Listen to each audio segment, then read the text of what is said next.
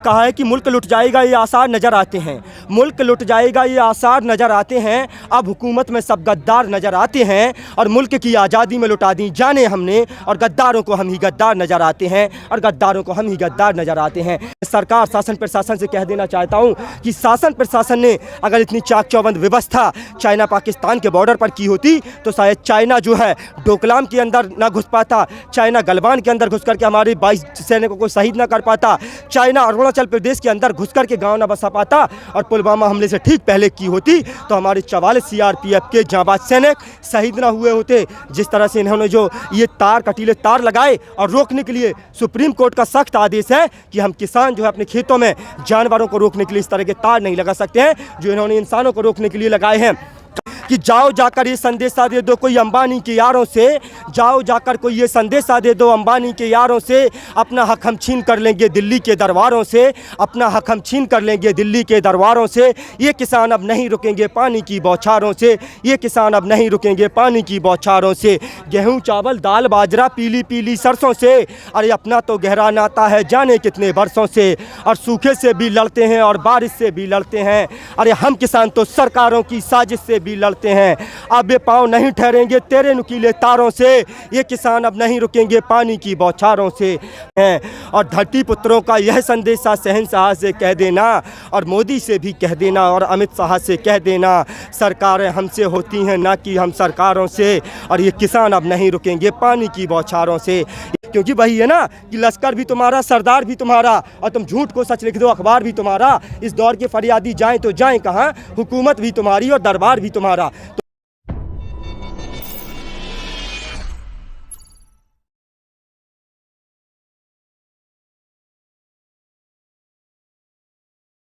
नमस्ते, सचिन कुमार कैन पुनः आपका हार्दिक अभिनंदन करता हूं दी मार्कर चैनल पर। गाजीपुर बॉर्डर पर हम लोग मौजूद हैं, किसान आंदोलन चल रहा है।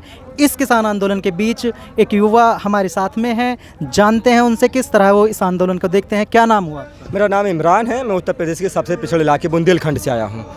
जी सबसे पहले तो आज से 2 साल पहले 2019 में पुलवामा हमले में शहीद हुए हमारे 44 जाबाज सैनिकों को नम आँखों से जो है श्रद्धांजलि अर्पित करता हूँ। उसके बाद जो है बातचीत का सिलसिला आगे बढ़ाएंगे।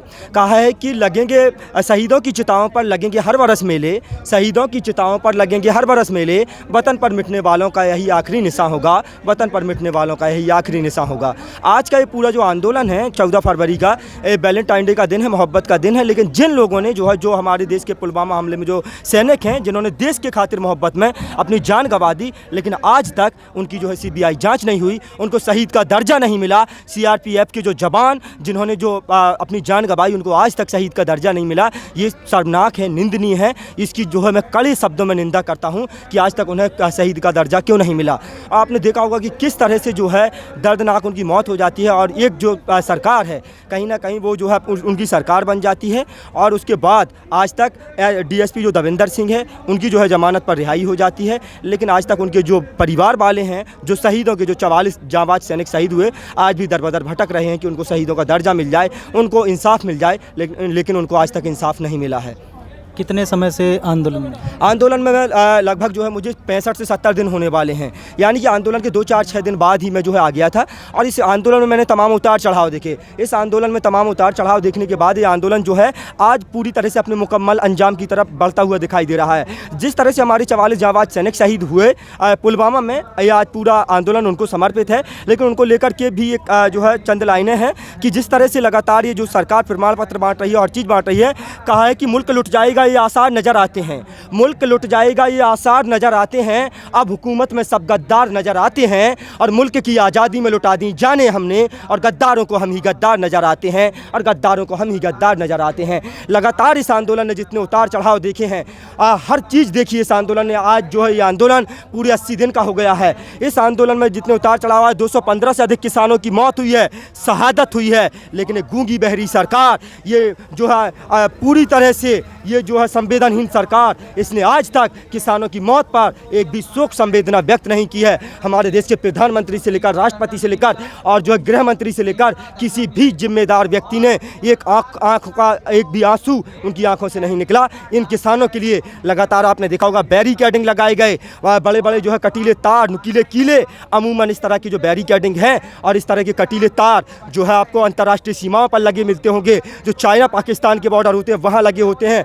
यहाँ पर जिस तरह से चाक चौबंद व्यवस्था की गई, मैं सरकार शासन प्रशासन से कह देना चाहता हूँ कि शासन प्रशासन ने अगर इतनी चाक चौबंद व्यवस्था चाइना पाकिस्तान के बॉर्डर पर की होती तो शायद चाइना जो है डोकलाम के अंदर ना घुस पाता, चाइना गलवान के अंदर घुस करके हमारे 22 सैनिकों को शहीद ना कर पाता, चाइना अरुणाचल प्रदेश के अंदर घुस करके गाँव ना बसा पाता, और पुलवामा हमले से ठीक पहले की होती तो हमारे 44 CRPF के जांबाज सैनिक शहीद ना हुए होते। जिस तरह से इन्होंने जो ये तार कटीले तार लगाए और रोकने के लिए सुप्रीम कोर्ट का सख्त आदेश है कि हम किसान जो है अपने खेतों में जानवरों को रोकने के लिए इस तरह के तार नहीं लगा सकते हैं, जो इन्होंने इंसानों को रोकने के लिए लगाए हैं।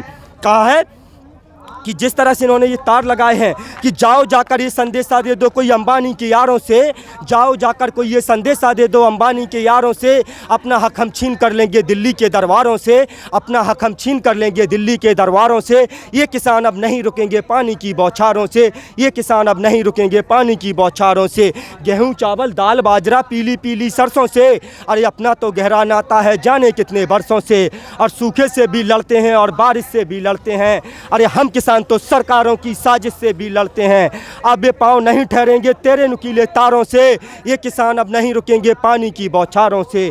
हम धरती का सीना चीरें अन्न की पैदावार करें और सदन में बैठे जालिम हम पर अत्याचार करें। हम जब तुझसे दुखड़ा रोते हैं फूटी तकदीरों का, तू रौब दिखाता है बंदूकों का जंजीरों का। यही सदाएं गूंज रही हैं गलियों से चौबारों से, ये किसान अब नहीं रुकेंगे पानी की बौछारों से। हम बंजर पर पैर जमाकर हरियाली ले आते हैं और खुद की किस्मत से लड़ते हैं खुशहाली ले आते हैं, और जो खुद को पूंजीपतियों का खुला है तेसी कहते हैं, हम ऐसे हर जालिम हुक्मरान की ऐसी तैसी कहते हैं।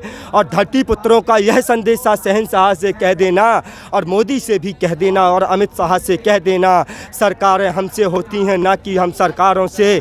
और ये किसान अब नहीं रुकेंगे पानी की बौछारों से, ये किसान अब नहीं रुकेंगे पानी की बौछारों से।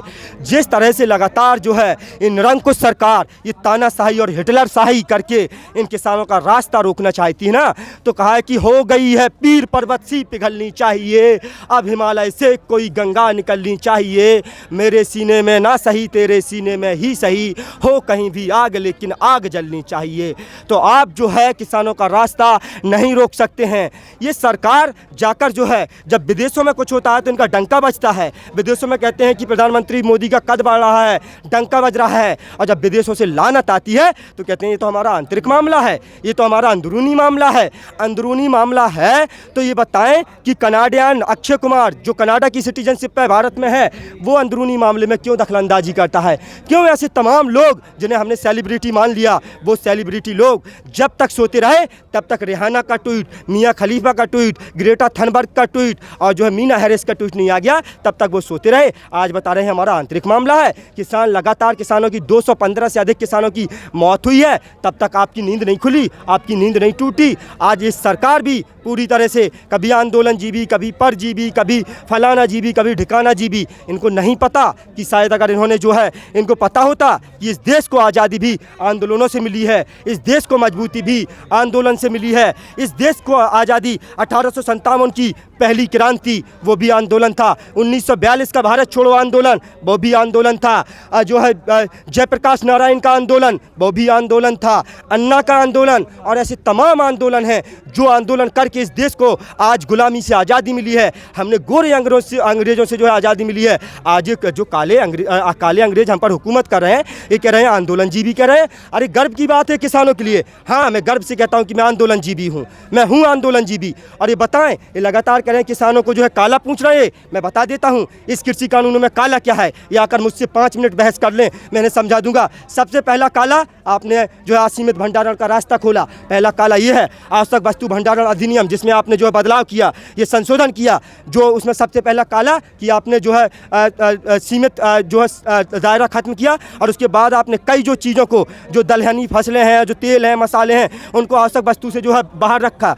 दूसरा काला, आप 2 कानून लेकर के आए, आवश्यक वस्तु भंडारण अधिनियम और उसके बाद ये संशोधन था, और उसके बाद कॉन्ट्रैक्ट फार्मिंग लेकर के आए। कॉन्ट्रैक्ट फार्मिंग में सबसे पहला काला आप कह रहे हैं कॉन्ट्रैक्ट करेगा, उसके बाद आप गुणवत्ता बताएंगे। गुणवत्ता चमकदार गेहूं होना चाहिए। किसान के पास फैक्ट्री है कि वो चमकदार निकाल लेगा? खुले आसमान के नीचे जो चीज़ पकती है उसमें कहाँ से गुणवत्ता लाएगा? नींबू का इतना साइज, आलू का इतना साइज, ये साइज कहाँ से लाएगा? उसके बाद आप कह रहे हैं कि कॉन्ट्रैक्ट तोड़ सकता है, तो दोनों पार्टियाँ कॉन्ट्रैक्ट तोड़ेंगी। कृषि मंत्री जी बताएं कि एक पार्टी तोड़ देगी, किसान चाहेगा तो टूट जाएगा कॉन्ट्रैक्ट। और ये कह रहे हैं कि जो है वैकल्पिक है। वैकल्पिक तो तमाम टेलीकॉम कंपनियां भी थी, वो भी तो वैकल्पिक थी, वो आई इसलिए थी, लेकिन वो वैकल्पिक होकर उन्होंने मार्केट जो है स्थापित कर लिया। आज आप देखिए कितना पैसा वसूल कर रही हैं तमाम, जब टेलीकॉम कंपनियों की कमर तोड़ दी। यही ये करेंगे, शुरू में लालच देंगे, उसके बाद जो है कुछ लालच में किसान आएंगे और फंसते चले जाएंगे। ये दलदल है कॉन्ट्रैक्ट फार्मिंग। और ये जो कह रहे हैं ना FTPC जो है, फार्मर ट्रेड एंड प्रोड्यूस जो कॉमर्स है,